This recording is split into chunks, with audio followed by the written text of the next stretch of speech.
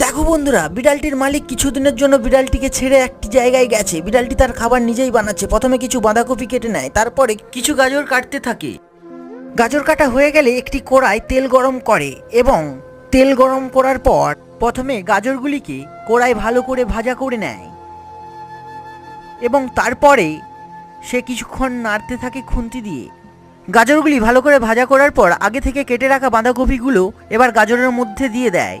আবার কিছুক্ষণ নাড়াচাড়া করার পরে সবজিটি প্রায় হয়েই এসেছে। তোমরা দেখতেই পাচ্ছ কত সুন্দরভাবে বিড়ালটি রান্না করে ফেললো এবং কিছু লবণ অ্যাড করে দিল সবজিটির মধ্যে, কারণ সবজিতে তো লবণ দিতেই হবে।